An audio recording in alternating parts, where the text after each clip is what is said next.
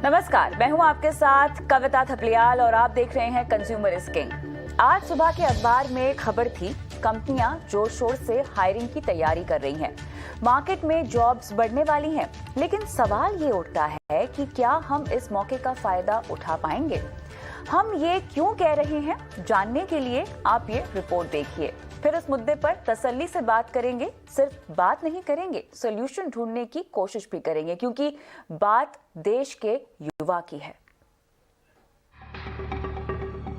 एक दौर हुआ करता था जब कहा जाता था कि बिना सोर्स सिफारिश के जॉब मिलना मुश्किल है, या यूं कहें कि सिर्फ चाचा मामा के नाम पर नौकरियां मिलती थी। लेकिन आज सोशल मीडिया के दौर में जब नौकरियों के लिए एचआर बाकायदा जॉब पोस्टिंग करते हैं और कंपनियां कॉलेज और यूनिवर्सिटीज में जाकर रिक्रूटमेंट ड्राइव चलाती हैं, ऐसे टाइम में भी एक बड़ी आबादी बिना जॉब के नजर आ रही है। तो इसकी वजह क्या है? कंपनियों के माने तो उन्हें जिस तरह के टैलेंट की तलाश है या वो जिस तरह की उम्मीद कैंडिडेट से लगाती हैं, वो उन पर खरे नहीं उतरते और ऐसे में किसी को भी नौकरी देना मुश्किल होता है। यानी बेरोजगारी की एक बड़ी वजह स्किल सेट की कमी होना है। हायरिंग कंपनी टीमलीज की रिपोर्ट भी कमोबेश यही बात कहती है। टीमलीज की रिपोर्ट के मुताबिक 56% भारतीय वर्कफोर्स मार्केट की डिमांड के मुताबिक स्किल्ड नहीं है, यानी प्रोडक्टिविटी अब भी बड़ी चुनौती है। इंडिया स्किल्स के हालिया रिपोर्ट भी कुछ यही हाल बयां करती है। इंडिया स्किल्स के हालिया रिपोर्ट के मुताबिक भारत में सिर्फ 48.7% युवा नौकरी के काबिल है, यानी करीब करीब आधी आबादी नौकरी के लायक ही नहीं। हालांकि कंपनियों को 1 से 5 साल के एक्सपीरियंस वाले लोगों की जरूरत है, लेकिन 75% कंपनियों के मुताबिक भारत में स्किल गैप है। इस स्किल गैप की वजह से सबसे ज्यादा धक्का आईटी सेक्टर को लगा है।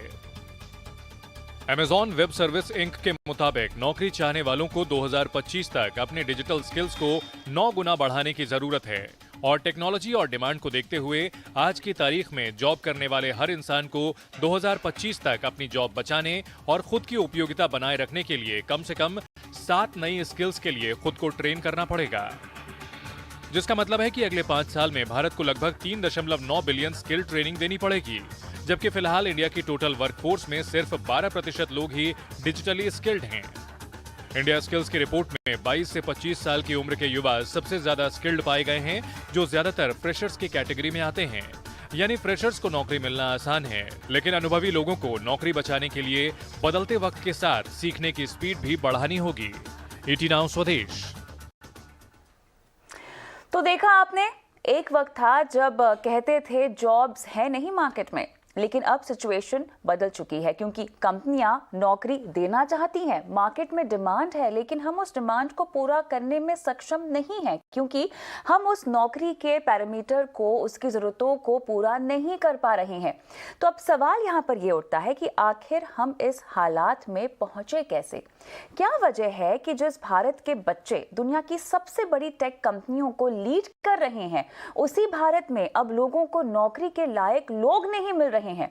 इस मुद्दे पर हमारे साथ एक खास पैनल भी मौजूद है, जिनसे हम चर्चा की शुरुआत करेंगे। सबसे पहले टीमलीज सर्विस लिमिटेड के बिजनेस हेड अमित वडेरा हमारे साथ हैं, ग्लोबल हंट के एमडी सुनील गोयल, और साथ ही हैं स्ट्रैटेजिक एडवाइजर और senior business leader Sanjay Srivastava. आप सभी का इस खास पेशकश में स्वागत है। सुनील जी, आप शायद इसमें और ऐड ऑन कर सके, क्योंकि इंडस्ट्री की डिमांड की बात हो रही है यहाँ पर। ठीक है, आंकड़े तो हम पेश कर ही रहे हैं दर्शकों के सामने, लेकिन चौंकाने वाली बात यहाँ पर यह है कि शहरी भारत में बेरोजगारी लगभग 9.1% है और लगभग 48 से 50% ही एम्प्लॉयबल यूथ फिलहाल भारत में मौजूद है। किस तरह की, सुनील जी, यहाँ पर इंडस्ट्री की डिमांड आ रही है? स्पेसिफिक जिन स्किल्स की बात हो रही है, जिनकी हम कह रहे हैं कि कमी है, वो स्किल्स क्या है? देखिए, इसमें सबसे पहले 2-3 चीजें हैं। सबसे पहले हम इसमें बात कर ले, एक होता है एम्प्लॉयमेंट एंड दूसरी होती है एम्प्लॉयबिलिटी, और इसके मल्टीपल डायमेंशंस हैं और 3 स्टेक होल्डर्स हैं। एक तो सबसे पहला स्टेक होल्डर वो यूथ है जो शायद जॉब को ढूंढ रहा है। दूसरे वो इंस्टीट्यूशंस हैं जो कि उनको तैयार कर रहे हैं, किसी भी कोर्स को, वोकेशनल हो, इंजीनियरिंग हो, मैनेजमेंट हो, मेडिकल हो, किसी भी चीज में वो ट्रेन कर रहे हैं। और तीसरी वो कंपनीज हैं या कॉरपोरेशंस हैं जो लोग ढूंढ रही हैं, जो उनको एक्चुअली एम्प्लॉय करना है लोगों को, जो कि कहीं ना कहीं अपना एक डिससेटिस्फैक्शन जाहिर करती है कि हमारे पास हमें लोग नहीं मिलते हैं। और ये सबसे इंपॉर्टेंट क्या है कि इन तीनों स्टेक होल्डर को मिलकर काम करने की जरूरत है इस गैप को फिल करने के लिए, क्योंकि हम इसमें जिम्मेवार किसको ठहरा रहे हैं? कॉर्पोरेशंस को बता रहे हैं, इंस्टीट्यूशंस को बता रहे हैं, या इंडिविजुअल्स को बता रहे हैं? मुझे लगता है सबसे पहले इंपॉर्टेंट है कि इसमें सारे लोगों के स्टेक होल्डर हैं, हर किसी को एक इनिशिएटिव लेने की जरूरत है, इंडिविजुअल से लेके एकेडमिक इंस्टीट्यूशंस या जो भी पढ़ाने वाले इंस्टीट्यूशंस है वहां पे, एंड कॉर्पोरेट्स को भी। कॉर्पोरेट को जो लोग चाहिए, रादर देन वो जाके मार्केट में एक रेडीमेड स्किल्स ढूंढते हैं, मुझे लगता है कि अगर वो इन्वेस्टमेंट 1 साल या 2 साल पहले से एकेडमिक इंस्टीट्यूशंस के साथ कोलैबोरेशंस करके शुरू करें तो उनको शायद ज्यादा रेडीमेड लोग मिल जाएंगे देन बाद में जो भी उन्होंने पढ़ाया उसके बेसिस पे सर्च करने के लिए। ये तो एक एस्पेक्ट है। दूसरी एस्पेक्ट अगर हम देखें तो आज के डेट में क्या है कि हर चीज टेक्नोलॉजी ड्रिवन हो गई है। आज के डेट में देखिए ग्रोसरी शॉप तक टेक्नोलॉजी के प्लेटफॉर्म्स पे आ गई है, हर चीज के आगे ई लगने लग गया है, ई कॉमर्स, ई ट्रैवल, ई शॉपिंग, हर चीज के आगे ई लग रहा है। ई का मतलब इलेक्ट्रॉनिक्स है। तो सबसे बड़ा डिमांड मार्केट में जो जनरेट कर रहा है टेक्नोलॉजी, एक रिवैम्प ला रहा है आज के डेट में। ट्रेडिशनल बिजनेसेस जहां है या तो वहीं हैं या थोड़े स्क्वीज होंगे, और जो न्यू एज बिजनेसेस है वो ग्रो करेंगे, और वो बहुत ज्यादा साइज में ग्रो करेंगे, जिसकी डिमांड को शायद हमें फुलफिल करने में बहुत ही ज्यादा लोगों को ट्रेन करने की जरूरत है। तो आपके सवाल का अगर मैं जवाब दूं कि किस तरह के लोगों की जरूरत है, तो आज की डेट में, आज की इंडस्ट्री में डिमांड उस तरह के लोगों की है जो कि न्यू एज बिजनेस की अंडरस्टैंडिंग रखते हैं, न्यू एज बिजनेस के प्लेटफॉर्म को समझते हैं। उसमें सिर्फ टेक्नोलॉजी के लोग ही नहीं है, उसमें सेल्स भी है, मार्केटिंग भी है, सप्लाई चेन भी है, ऑपरेशंस भी है, डिलीवरी भी है, एग्जीक्यूशंस भी है, और टेक्नोलॉजी तो है ही। टेक्नोलॉजी का तो रोल अपने आप में 25-30% सबसे सब्सटैंशियल है, जिसमें डेटा साइंटिस्ट टाइप के भी लोग हैं, प्लेटफॉर्म इंजीनियरिंग भी है, आर्टिफिशियल इंटेलिजेंस भी है, बट ये कुछ लिमिटेड जॉब्स है, ये 25-30% जॉब्स हैं। उसके अलावा अगर आप देखें आज के डेट में जोमेटो, स्विगी तरह के ऑर्गेनाइजेशन को देखें तो उनको सबसे ज्यादा डिलीवरी के लोग चाहिए। अब उनको डिलीवरी के लोगों को ट्रेन करना है, उनको हर चीजों के लिए तैयार करना है, उनकी एफिशिएंसी बढ़ानी है।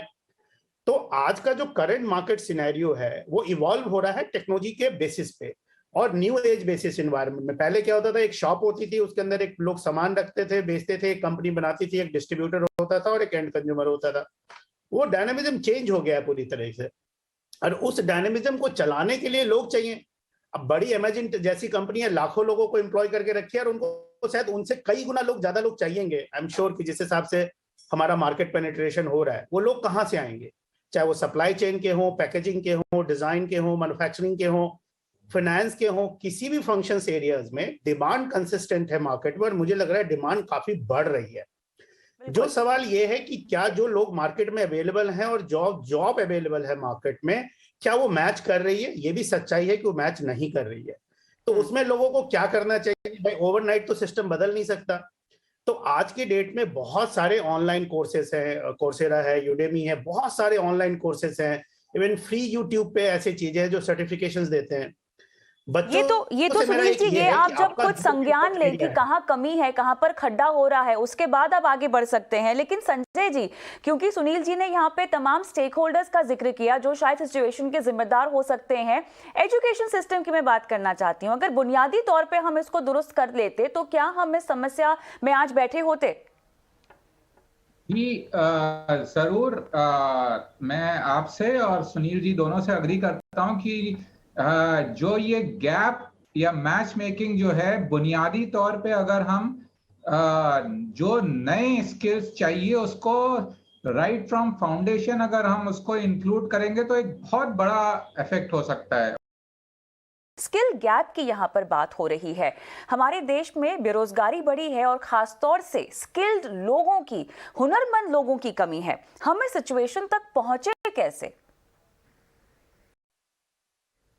टेक्नोलॉजी एडॉप्शन हो रहा है और जिस तरह से कॉर्पोरेट, उस तरह से हमारा एजुकेशन सेक्टर जो है वो उस पेस से चेंज नहीं हो पाया है। तो जो स्कूल कॉलेजेस से बच्चे पढ़ के आ रहे हैं और जो कॉर्पोरेट की नीड है उसमें एक गैप है, और अब ये इतना एम्प्लीफाई हो चुका है कि हमें लग रहा है कि इतना बड़ा गैप कैसे हुआ, पर ये काफी टाइम से दिख रहा था कि ये गैप बढ़ता ही जा रहा है। का फायदा भी उठाना है, लेकिन जैसा कि आपने कहा बहुत सारी कॉर्पोरेट्स हायर ट्रेन और डिप्लॉय मॉडल को भी अपना रही हैं। तो सुनील जी मुझे ये समझाएं कि इससे हो ये रहा है कि कॉर्पोरेट्स का बजट बढ़ रहा है, लगभग 40 से 50% तक का उनका जो हायरिंग कॉस्ट है और बाकी अपनी मैन पावर को संभालने का कॉस्ट है वो बढ़ जाता है। ये कितना टिकाऊ मॉडल है और क्या ये लगभग सभी को, अभी तो कुछ चुनिंदा ऑर्गेनाइजेशंस ने ही इसको अपनाया, लेकिन क्या इसका चलन आप आगे बढ़ते हुए देख रहे हैं? ये चलन बढ़ेगा और लार्ज जो कंपनीज हैं सभी के पास एक पूरी की पूरी टीम्स है जो कि कैंपस फोकस टीम्स है, यानी कि वो पर्टिकुलर कैंपस से रिलेशनशिप मेंटेन करना, उनके जो बच्चे पास आउट हो रहे हैं उनके साथ कोलैबोरेट करना, जो भी बाकी जो लोग ऑफ कैंपस हायर कर रहे हैं और उनके पास बहुत बड़ी L&D की टीम है, या तो कुछ इन हाउस करते हैं या आउटसोर्स करते हैं।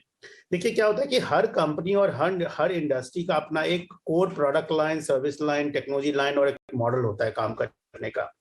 इवन अगर आप एक्सपीरियंस रिसोर्स भी लेते हैं तो उसको कुछ चीजें आपको अनलर्न करानी पड़ती है और कुछ चीजें लर्न करानी पड़ती है।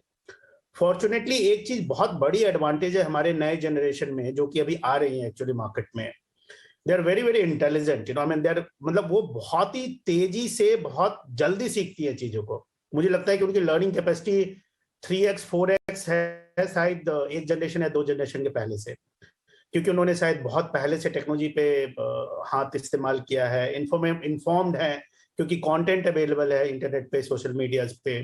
तो जिनका भी इंटरेस्ट है जिस भी सेगमेंट में जो जाते हैं बच्चे, वो काफी इन्फॉर्म्ड है।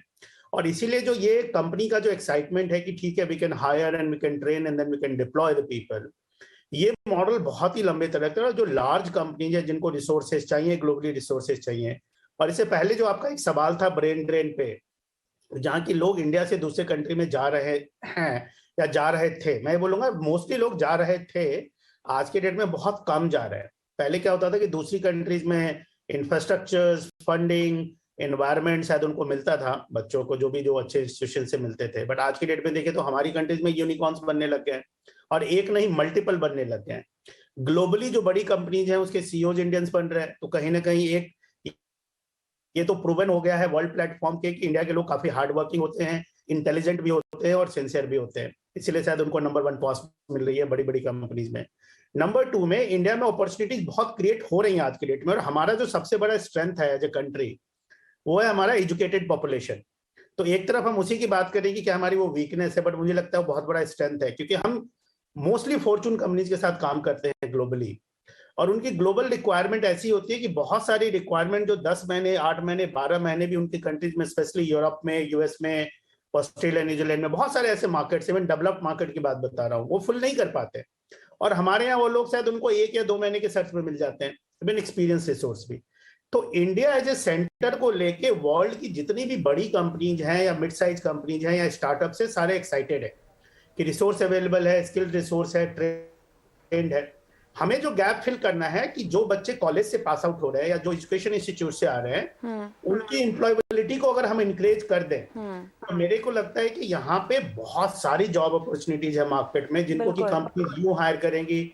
हम कॉस्ट इफेक्टिव है, हम हार्ड वर्किंग है, हम ग्लोबल टाइम जोन्स में काम कर सकते हैं। आई थिंक हम वो सब कर सकते हैं जो बाकी कंट्रीज नहीं। बिल्कुल, लेकिन उन सब से भी अब आपको बाहर निकलना होगा, क्योंकि बदलाव ही एक लौती निश्चित सच्चाई है जीवन की। और जब बात करते हैं आपकी प्रोफेशनल लाइफ की, तो आपको समय के साथ बदलना होगा, आपको समय के साथ साथ अपने आप को ट्रेन करना होगा, अपने हुनर को बढ़ाना होगा, पहचानना होगा कि आप जो ऑलरेडी कर रहे हैं उसके आगे आप और क्या कर सकते हैं, क्योंकि ये समय बदल रहा है और यही समय है कि आप इस समय का फायदा उठाएं। बहुत बहुत शुक्रिया आप सभी का इस खास चर्चा में शामिल होने के लिए मेरे साथ। कंज्यूमर इज किंग में मुझे भी इजाजत दें। नमस्कार।